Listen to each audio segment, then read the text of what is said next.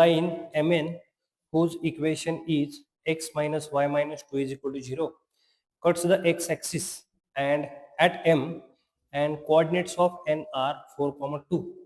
The line mn is rotated about m through 45 degree in anti-clockwise direction. The equation of the line mn in the new position is असं विचारले आपल्याला. ठीक आहे, एकदम conceptual example आहे बघा. काय करायचं बघा, पहिल्यांदा mn चं जे इक्वेशन आहे आपल्याला दिलेलं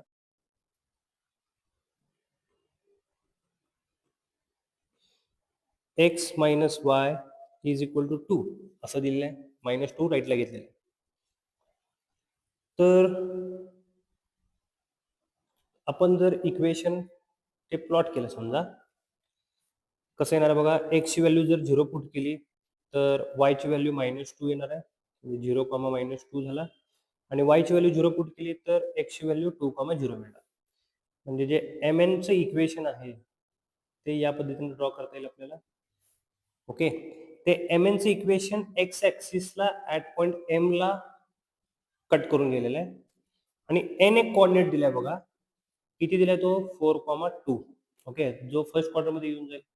हे n जे आहे ते 4, 2 झालं.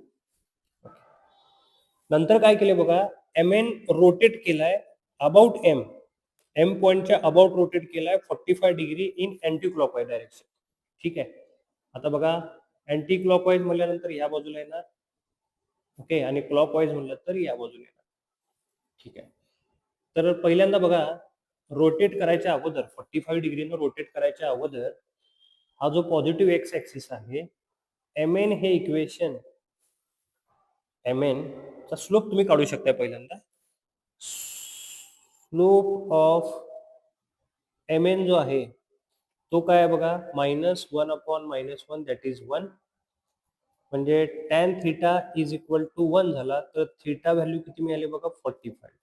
म्हणजे हा जो अँगल आहे तो किती मिळाला बघा, 45.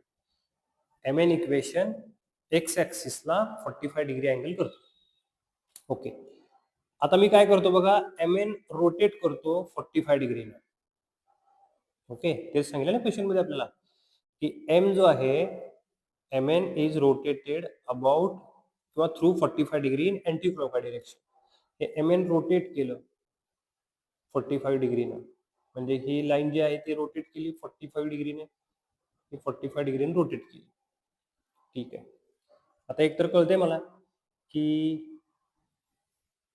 जे इक्वेशन तयार झालेलं आहे mn ते तुमचं एक्स ऍक्सिस साठी अँगल जो आहे ना तो 45 किती करणार आहे बघा, 90 झाला. म्हणजे एक व्हर्टिकल टँजंट झाला. ठीक आहे, फाइंड काय करायचं बघा आपल्याला की न्यू पोझिशन, म्हणजे जी रेड लाईन झालेली आहे त्याची जी न्यू पोझिशन आहे mn ची ही जी न्यू पोझिशन झालेली आहे त्या न्यू पोझिशनचं इक्वेशन फाइंड करायचं. ओके, आता ही व्हर्टिकल लाईन असल्यामुळे सरळ सरळ बघा, कारण 45, 90 झालं.